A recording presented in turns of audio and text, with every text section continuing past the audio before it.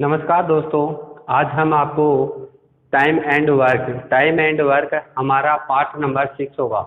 आज हम आपको part number 6 time and work में यह हमारा 6 नंबर का वीडियो होगा। इससे पहले हमने आपको यहाँ से टाइम एंड वर्क में 5 वीडियो अपलोड कर दिया है। दोस्तों, अब आप हमारे इस चैनल से बने रहिए और आप 5 वीडियो हमारे चैनल से देख सकते हो। आज हम आपको इसी टाइम एंड वर्क में अच्छे लेवल के क्वेश्चन करवाने वाले हैं और इसमें आज हम क्वेश्चन नंबर 21 देखेंगे। इससे पहले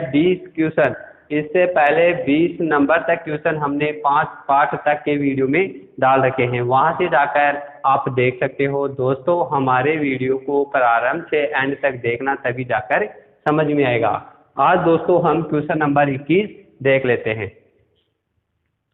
ए और बी मिलकर किसी काम को 8 दिन में कर सकते हैं, परंतु यदि ए और बी अपनी क्षमता का क्रम से दुगना और 1/3 गुना काम करे तो काम 6 दिन में पूरा हो जाता है। तो ज्ञात कीजिए ए अकेला काम को कितने दिन में पूरा कर पाएगा। अब दोस्तों, यहाँ से मैं कह सकता हूँ कि ए प्लस बी मिलकर किसी काम को 8 दिन में कर सकते हैं, परंतु यदि ए और बी अपनी क्षमता का, अगर ए अपनी क्षमता का 2 गुना, तो यहाँ मैं कह सकता हूँ 2a, और बी अपनी क्षमता का 1/3 गुना, तो प्लस बी अपनी क्षमता का 1/3 गुना कार्य 6 दिन में कर सकता है, 6 दिन में कर सकता है। अर्थात यहाँ से मैं कह सकता हूँ जो ए है, ए प्लस बी उसी कार्य को 8 दिन में करते हैं और उसी कार्य को ए और बी अपनी क्षमता को बढ़ा देता है, तो उसी कार्य को कितने दिन में करते हैं? 6 दिन में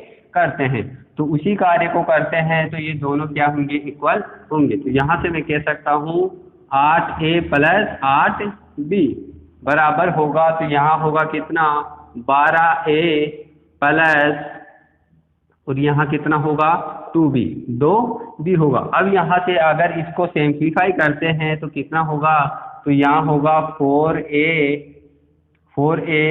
बराबर 6b। तो यहाँ मैं कह सकता हूँ कितना होगा? a/b, जो इनकी क्षमता का अनुपात होगा वह कितना होगा? तो यहाँ मैं कह सकता हूँ, यहाँ पे मैं कह सकता हूँ 3/2 होगा, वह इनकी क्षमता का अनुपात होगा। यही मेरी क्या होगी? इनकी कैफिशिएंसी होगी 3/2, अर्थात ए की जो कैफिशिएंसी होगी 3 होगी और बी की जो कैफिशिएंसी होगी वह 2 होगी। अब यहाँ से मैं कह सकता हूँ कि दोनों मिलकर, ए और बी मिलकर किसी कार्य को 8 दिन में करते हैं, तो ए प्लस बी किसी कार्य को 8 दिन में करते हैं, 8 दिन में करते हैं, और दोनों मिलकर एक दिन में कितना कार्य करते हैं? 5 कार्य करते हैं। तो एक दिन में 8 कार्य करते हैं, तो 5 दिन में कितना कार्य करेंगे? तो यहाँ मैं कह सकता हूँ 5×40, जो हमारा होगा टोटल वर्क होगा। टोटल वर्क कितना होगा? 5 होगा। तो यहाँ से मैं कह सकता हूँ ए अकेला इस कार्य को कितने दिन में करेगा? तो यहाँ मैं कह सकता हूँ ए एक दिन में 3 कार्य करता है, तो 40 कार्य को कितने दिन में करेगा? तो यहाँ ए अकेला 40 कार्य को कितने दिन में कर पाएगा? अगर एक दिन में 3 कार्य करता है। तो यही मेरा क्या होगा? आंसर होगा। अगर इसी को मैं आगे सिंप्लीफाई करता हूँ तो कितना होगा? 1, और यहाँ पे 3×9 1/3, यही मेरा आंसर होगा। अगर इसी को मैं आगे हल करता हूँ तो 13 1/3, यही मेरा क्या होगा? आंसर होगा। ए ने कोई काम शुरू किया और 4 दिन बाद काम छोड़ दिया। ए ने 4 दिन तक कार्य किया। बी ने बचा हुआ काम 18 दिन तक किया। बचा हुआ काम 18 दिन में पूरा किया। अगर ए ने 6 दिन बाद काम छोड़ा होता, अगर ए ने 6 दिन बाद कार्य छोड़ा होता, तो बी ने बचा हुआ काम 12 दिन में कर लिया होता।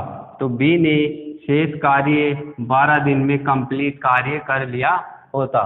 तो याद करो ए और बी अलग अलग काम को कितने दिन में कर सकते हैं। तो दोस्तों, यहाँ से क्वेश्चन की जो भाषा है, लैंग्वेज है, वह कुछ अलग है।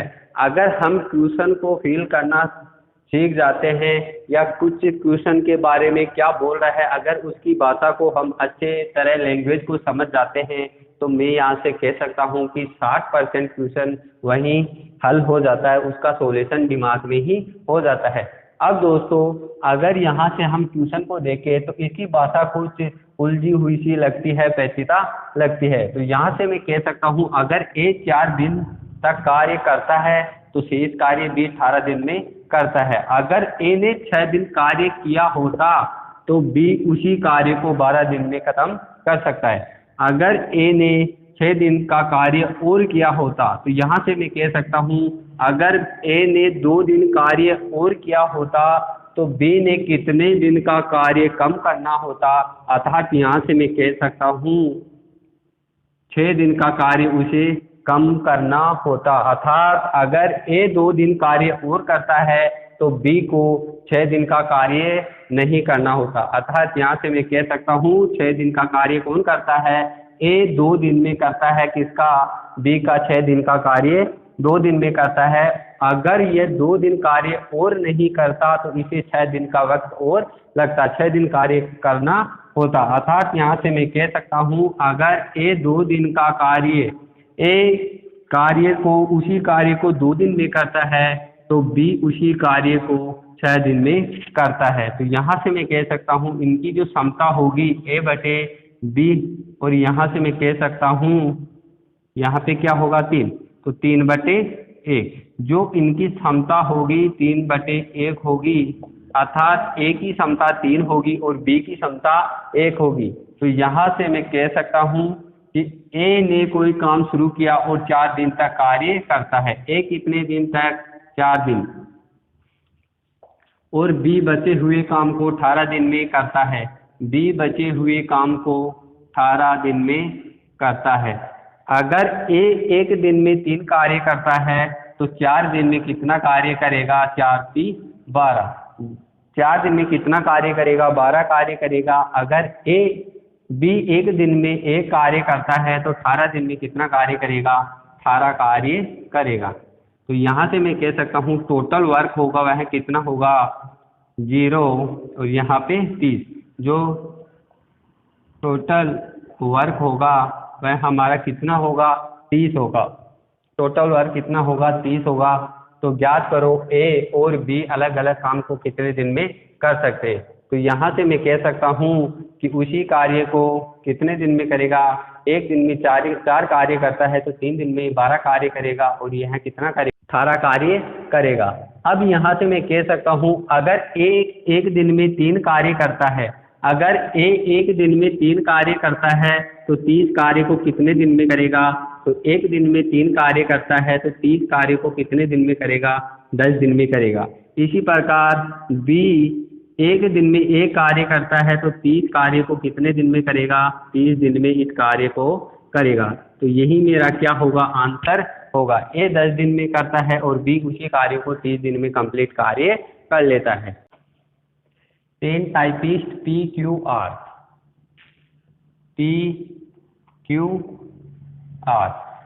एक साथ काम करके 4 घंटे में 216 पेज टाइप कर सकते हैं। 4 घंटे में 216 पेज टाइप कर सकते हैं। 1 घंटे में RQ से उतने ज़्यादा पेज टाइप कर लेता है जितना QP से ज़्यादा टाइप कर सकता है। यहाँ से मैं कह सकता हूँ कि 1 घंटे में RQ से उतने पेज टाइप कर लेता है, RQ से उतने पेज टाइप कर लेता है जितने QP से ज़्यादा टाइप कर लेता है। QP से ज़्यादा टाइप पेज कर लेता है। अर्थात यहाँ से मैं कह सकता हूँ कि ये इससे ज़्यादा टाइप करता है और ये इससे ज़्यादा टाइप कर सकता है। R 5 घंटे में उतने पेज टाइप कर लेता है, P उतने ही पेज 7 घंटे में टाइप कर सकता है। P उतने ही पेज 7 घंटे में टाइप कर सकता है। तो तीनों अलग अलग प्रति घंटे कितने पेज टाइप करते हैं। दोस्तों यहाँ से मैं कह सकता हूँ कि इसकी जो लैंग्वेज है बहुत ही ज़्यादा जटिल है, हार्ड है। अगर ये क्वेश्चन पढ़ने में समझ नहीं आता है तो हम इस क्वेश्चन को नहीं कर सकते। दोस्तों पहले क्वेश्चन को 2 या 3 बार पढ़ना जरूरी है, क्वेश्चन को फिल करना जरूरी है। अगर हम क्वेश्चन को धीरे धीरे फिल कर पाते हैं तो वह क्वेश्चन हमें उसका जो सॉल्यूशन होता है वह 50% वहीं सोल्व हो जाता है। अब दोस्तों यहाँ पे कहा दोस्तों इस क्वेश्चन में यहाँ पे कहा जा रहा है कि R 5 घंटे में उतने पेज टाइप करता है जितने ही पेज P 7 घंटे में टाइप करता है। तो यहाँ से मैं कह सकता हूँ कि जो R और P जो इनकी क्षमता इक्विवेलेंसी अर्थात इनकी जो क्षमता होगी वह कितनी होगी 7/5। जो इनकी क्षमता होगी वह 7/5 होगी। यह हमारा क्षमता का अनुपात होगा। अब दोस्तों यहाँ से अगर मैं कहूँ P की जो क्षमता होगी वह 5x होगी और जो R की जो क्षमता होगी 7x होगी। अब यहाँ से मैं कह सकता हूँ यहाँ से मैं कह सकता हूँ कि 1 घंटे में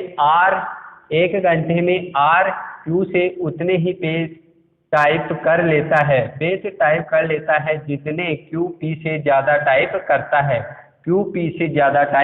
करता है। तो दोस्तों यहाँ से मैं कह सकता हूँ अगर मैं इसको 6x मानता हूँ तो यहाँ पे एक पेज 1x अर्थात यहाँ से ये x ज़्यादा टाइप करता है तो यहाँ भी ये इससे x ज़्यादा टाइप करता है।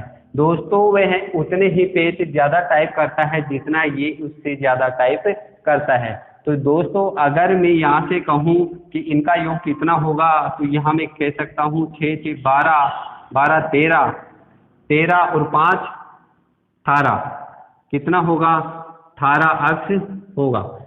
अब दोस्तों यहाँ से मैं कह सकता हूँ कि यह इनकी जो क्षमता होगी वह 18x होगी। जो टोटल क्षमता होगी वह 18x होगी और वह 4 घंटे में अपनी क्षमता से 4 घंटे में 216 पेज टाइप करते हैं। 18x इनकी क्षमता होगी। 18x को अगर मैं 4 घंटे से डिवाइड करता हूं तो इनका क्या होगा टोटल वर्क होगा और टोटल वर्क कितना है 216 पेज टाइप कर पाते हैं।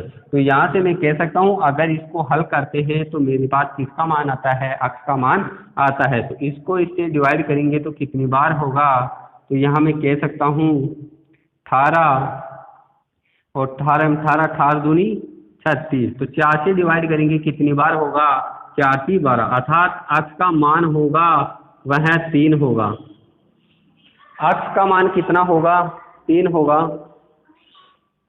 x का मान 3 होगा। अब यहाँ पर हम रख सकते हैं जो x का मान x में रखने पर जो भी होगा वह प्रति घंटा कितने पेज टाइप कर पाते हैं वह इनकी वैल्यू होगी। तो यहाँ से मैं कह सकता हूँ जो P की वैल्यू होगी 5x। तो x में अगर मैं x का मान रखता हूँ तो कितना होगा 5 × 15 प्रति घंटे पेज टाइप करता है। अर्थात P 5 घंटे प्रति घंटा 5 पेज प्रति घंटा टाइप करता है। इसी प्रकार Q 6x में अगर मैं x का मान रखूं तो कितना होगा 18 प्रति घंटा। इसी प्रकार R में अगर मैं वैल्यू पुटअप करता हूं तो कितना होगा 7 × 21 प्रति घंटा। यही मेरा क्या होगा दोस्तों आंसर होगा। यही मेरा आंसर होगा। दोस्तों क्वेश्चन की भाषा कुछ अलग है। अगर हम क्वेश्चन को अच्छी तरीके से समझ जाते हैं तो क्वेश्चन कुछ भी नहीं है, यह हमारा एक छोटा सा सॉल्यूशन होगा। दोस्तों आपको करना क्या है, इतना करना नहीं है। ये हमारे जो क्षमता होगा हम यहाँ क्वेश्चन से ही इसको डायरेक्ट निकाल सकते हैं। इतना करने की आवश्यकता नहीं है, हम डायरेक्ट इसमें इस वैल्यू को पुटअप कर सकते हैं। इसी प्रकार जो हमारा आंसर होगा 15 18 21 होगा। यही मेरा आंसर होगा। A और B किसी काम को 30 दिन में कर सकते हैं। A और B किसी काम को 30 दिन में कर सकते हैं। दोनों साथ मिलकर काम करना शुरू करते हैं और 23 दिन बाद बी काम छोड़कर चला जाता है। अर्थात यहाँ से मैं कह सकता हूँ बी ने कितने दिन कार्य किया, 23 दिन तक कार्य किया। अब दोनों मिलकर 30 दिन तक कार्य करते हैं, तो अर्थात यहाँ से मैं कह सकता हूँ कि यहाँ पर 7 दिन पहले किसने छोड़ा कार्य, बी ने कार्य करना छोड़ दिया और पूरा काम 33 दिन में होता है। अर्थात यहाँ से मैं कह सकता हूँ कि जो पूरा कार्य था वह कितने दिन में होता है, 33 दिन में कार्य पूरा होता है। अगर बी 7 दिन पहले कार्य नहीं छोड़ता तो कार्य कितने दिन में होता, 30 दिन में होता। और बी 7 दिन पहले कार्य छोड़ने के कारण, बी ने 7 दिन पहले कार्य छोड़ने के कारण जो अतिरिक्त समय लगा, 3 दिन का अतिरिक्त समय लगा, वह बी के कारण, अर्थात बी का जो कार्य था वह कौन करता है, ए। इसी कारण इसे ज़्यादा समय लगता है। तो यहाँ से मैं कह सकता हूँ कि यहाँ पर इसे 3 दिन का ज़्यादा समय लगता है। बी का 7 दिन का कार्य ए कितने दिन में करता है, 3 दिन में करता है। तो यहाँ से मैं कह सकता हूँ ए का 3 दिन का कार्य बी का 7 दिन का कार्य ए 3 दिन में करता है। अब यहाँ से मैं कह सकता हूँ ए बटे बी, अब यहाँ पे होगा 7/3। यह क्या होगा, समता का अनुपात होगा। यह क्या होगा, हमारा समता होगा। अब यहाँ से मैं कह सकता हूँ ए और बी दोनों मिलकर इस कार्य को कितने दिन में करते हैं, दोनों मिलकर इस कार्य को 30 दिन में खत्म करते हैं। तो दोनों ए प्लस बी कार्य को 30 दिन में करते हैं और दोनों मिलकर एक दिन में कितना कार्य करते हैं, एक दिन में 10 कार्य करते हैं। 7 और 3 10, तो दोनों मिलकर 30 दिन तक कार्य करते हैं और एक दिन में 10 कार्य करते हैं। तो टोटल वर्क कितना होगा, 300 होगा। टोटल वर्क कितना होगा, 300 होगा। तो ए अकेला काम को कितने दिन में करता है, तो जो ए होगा वह अकेला इस कार्य को कितने दिन में करेगा। टोटल वर्क कितना है, 300 है और एक दिन में 7 कार्य करता है, तो टोटल कार्य को कितने दिन में करेगा। यही मेरा क्या होगा, आंसर होगा 300/7। 300/7 डेज में इस कार्य को एक पूरा कार्य कर लेता है। ए और बी किसी काम को 24 दिन में करते हैं।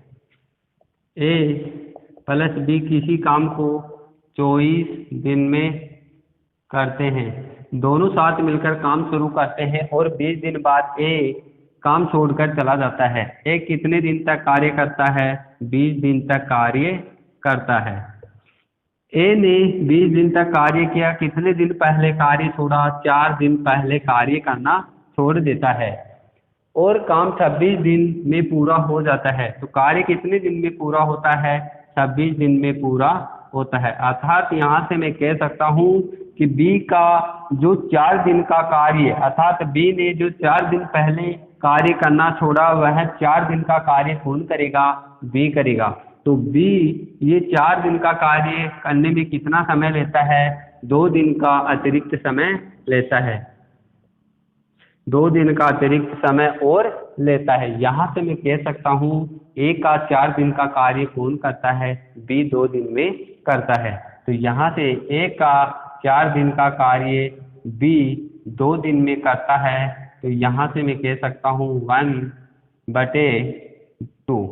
तो ए अपॉन बी बराबर 1/2, अर्थात जो इनकी समता का अनुपात होगा वह कितना होगा, 1/2 होगा। अब यहाँ से मैं कह सकता हूँ कि दोनों मिलकर 24 दिन तक कार्य करते हैं। तो दोनों मिलकर एक दिन में कितना कार्य करते हैं, 3 कार्य करते हैं। ए प्लस बी दोनों मिलकर 24 दिन तक कार्य करते हैं और एक दिन में कितना, 3 कार्य करते हैं। एक दिन में 3 कार्य करते हैं तो कितना होगा, 2, और यहाँ पे कितना होगा, 72। जो टोटल वर्क होगा कितना होगा, 72 होगा। ए अकेला 2/3 काम कितने दिन में करेगा। अब यहाँ से मैं कह सकता हूँ ए अकेला इस बेहतर कार्य का 2/3 भाग, इस बेहतर कार्य का 2/3 भाग कितने दिन में करेगा। तो यहाँ से मैं कह सकता हूँ जो टोटल कार्य है इसका 2 भाग कितना होगा। तो यहाँ से मैं कह सकता हूँ 2 और 3 चौक 12। तो यहाँ मैं कह सकता हूँ कितना होगा 48, 48 कार्य होगा। अर्थात ए 2/3 भाग कितना होगा 48 होगा। इस 48 कार्य को कितने दिन में कर पाएगा। तो इस 48 कार्य को ए कितने दिन में करेगा। अगर एक दिन में एक कार्य करता है तो 48 कार्य को 48 दिन में करेगा। यही मेरा क्या होगा आंसर होगा। ए और बी किसी काम को 12 दिन में करते हैं। ए प्लस बी किसी काम को 12 दिन में करते हैं। ए अकेला 8 दिन तक काम करता है। ए ने कितने दिन कार्य किया 8 दिन तक कार्य किया। और बी बचे हुए काम को अकेला 20 दिन में करता है।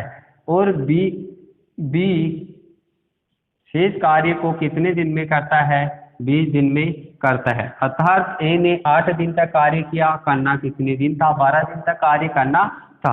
8 दिन तक कार्य किया अर्थात इसने 4 दिन पहले कार्य करना छोड़ दिया। अब इसका 4 दिन का कार्य अर्थात ए का 4 दिन का कार्य कौन करेगा बी करेगा। अब बी अगर ए कार्य करना नहीं छोड़ता तो यह कार्य समय 12 दिन में समाप्त होता। इस ए के छोड़ने के कारण बी को 20 दिन का अतिरिक्त समय लगता है। अर्थात यह टोटल कार्य कितने दिन में समाप्त होता है 20 दिन में खत्म होता है। तो यहाँ से मैं कह सकता हूँ ए को 8 दिन का अतिरिक्त अर्थात 8 दिन का ज़्यादा समय लगता है। जो ए का 4 दिन का कार्य था बी ने 8 दिन में उस कार्य को किया। अर्थात ए का 4 दिन का कार्य बी ने 8 दिन में खत्म किया। अब यहाँ से मैं कह सकता हूँ जो इनका अनुपात होगा वह कितना होगा A/B। तो यहाँ मैं कह सकता हूँ 2/1 अर्थात जो इनकी क्षमता का अनुपात होगा वह कितना होगा 2/1। यह मेरा क्या होगा 2:1 इनकी क्षमता का अनुपात होगा। अब दोनों मिलकर A प्लस B दोनों मिलकर 12 दिन तक कार्य करते हैं और एक दिन में कितना कार्य करते हैं 3 कार्य करते हैं। 12 या 36 जो टोटल वर्क होगा कितना होगा टोटल वर्क कितना होगा 36 होगा। अब यहाँ से मैं कह सकता हूँ बी अकेले पूरे काम को कितने दिन में करेगा।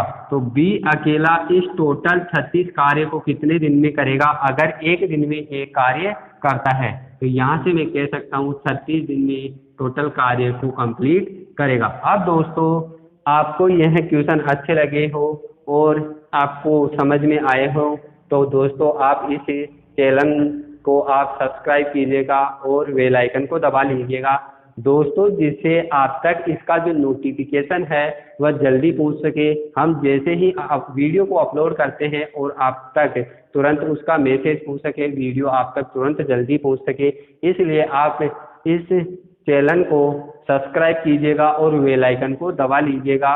दोस्तों आपको अगर यह क्वेश्चन अच्छे लगे हो तो अपने मित्रों में भी ज़्यादा से ज़्यादा शेयर कीजिएगा। धन्यवाद दोस्तों।